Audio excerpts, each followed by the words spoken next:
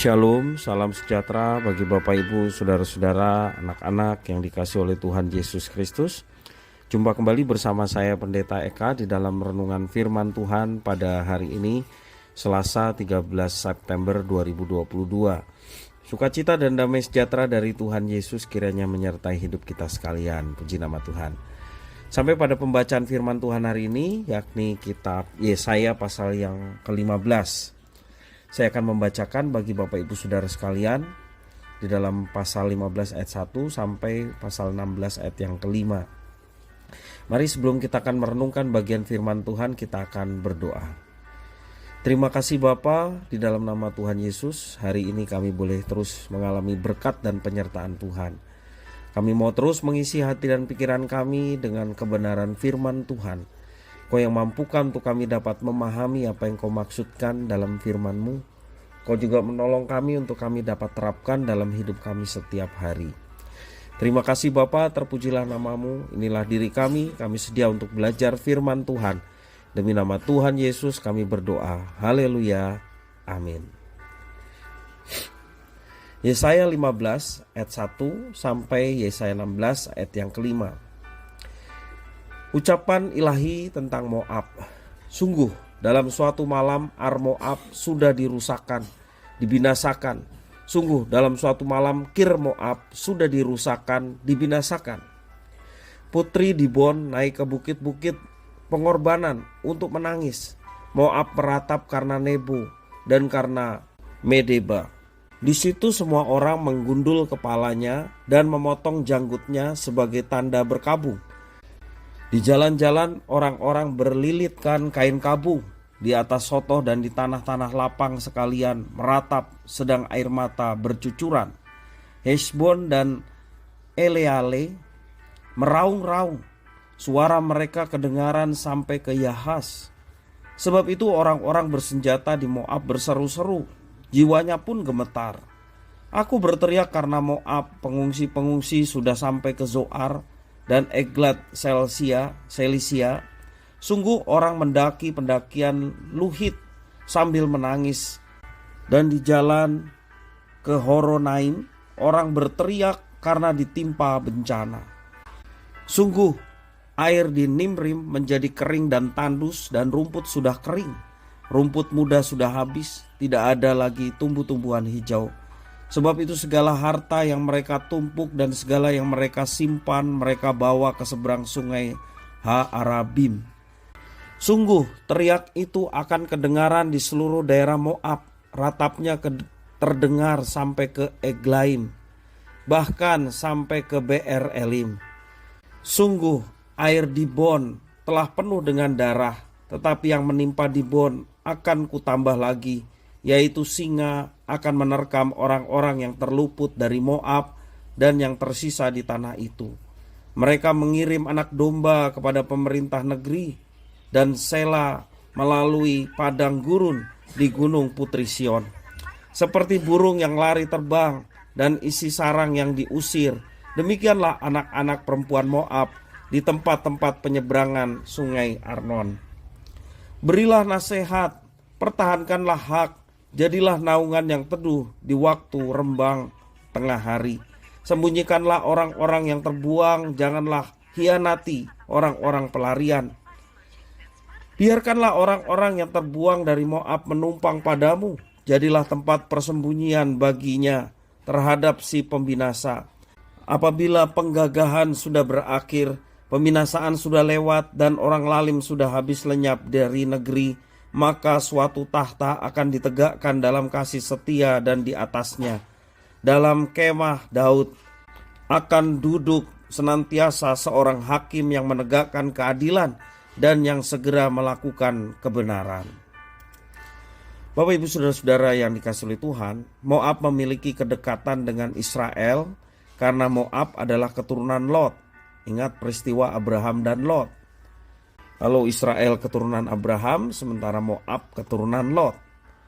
Itu berarti Moab tidak hanya mengenal hukum Israel, tetapi juga Allah Israel.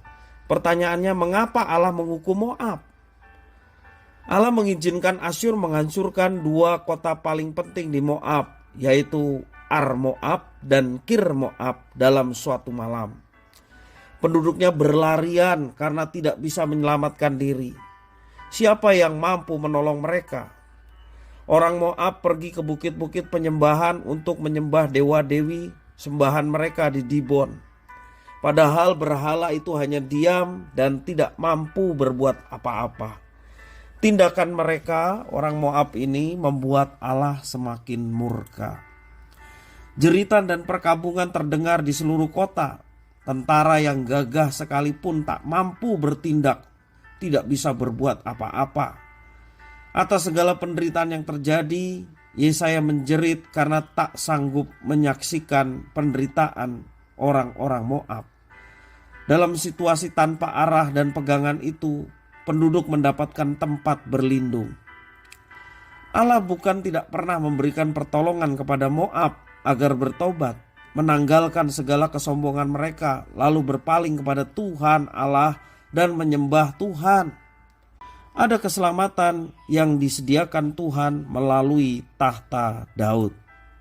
Rencana Tuhan untuk menyelamatkan Moab dari kebinasaan bukan tidak pernah disampaikan oleh nabi kepada mereka. Namun karena kesombongan mereka yang tidak mau mendengar dan tidak tunduk kepada perkataan Tuhan yang disampaikan oleh nabi. Peristiwa kehancuran Moab membuktikan bahwa Tuhan tidak kompromi terhadap umat yang menyembah berhala. Ingat, dalam bagian lain dikatakan bahwa Allah yang disembah oleh umatnya adalah Allah yang cemburu. Maka kehancuran Moab membuktikan bahwa Allah cemburu dan tidak kompromi dengan umat yang menyembah berhala. Tetapi melalui Mesias, Allah menyediakan keselamatan bagi mereka yang mau bertobat dan setia kepadanya. Bapak, Ibu, saudara-saudara yang dikasihi oleh Tuhan Yesus Kristus, Tuhan bisa saja melakukan hal yang sama kepada kita jika kita tidak mau mengikut kehendak dan rencananya. Apabila ada di antara kita yang lebih mengandalkan kekuatan, mungkin kita merasa bahwa diri kita pintar dan tahu segalanya. Ada kelebihan fisik, kita tidak pernah sakit dan sehat selalu, ya. Atau mungkin karena jabatan kita. Bapak, Ibu, saudara-saudara, berdasarkan firman ini, ketika kita tidak mengandalkan Tuhan, mari kita bertobat. Jangan sampai Tuhan mendisiplin kita dengan hal-hal yang tidak pernah kita pikirkan karena kita semakin menjauh kepada Tuhan, kita tidak mengandalkan Tuhan. Tidak mengandalkan Tuhan berarti kita menempatkan yang lain lebih utama daripada Tuhan. Dan sikap seperti itu menunjukkan bahwa kita menganggap Tuhan tidak berbuat apa-apa dan tidak ikut campur dalam setiap kehidupan kita. Mari kita bersama-sama mengandalkan Tuhan dalam kehidupan kita. Jangan mengandalkan apa yang ada pada kita. Apapun yang ada pada kita, mungkin kekuatan, kesehatan, kepandaian, atau kelebihan-kelebihan fisik yang lain, mungkin jabatan, semua itu anugerah yang dipercayakan, bukan semuanya itu untuk diandalkan. Ketika kita dipercayakan atas semuanya itu, kembalikan hormat mulia hanya kepada Tuhan. Sehingga sungguh-sungguh dalam kehidupan kita mau mengandalkan Tuhan. Dan kita akan mengalami berkat-berkat-Nya dalam kehidupan kita setiap hari. Mari kita berdoa mengucap syukur atas firman Tuhan. Terima kasih ya Tuhan atas firman-Mu. Mampukan kami untuk tidak memiliki kesombongan dalam diri kami. Kami tidak mengandalkan yang lain selain daripada Tuhan sebagai andalan dalam hidup kami. Terima kasih ya Tuhan atas firman Tuhan. Kalau firman itu menegur kami karena kami tidak mengandalkan Tuhan dalam hidup kami, Tuhan mengampuni kami dan kembalikan kami kepada apa yang dikehendaki oleh Tuhan, yakni hidup mengandalkan Tuhan.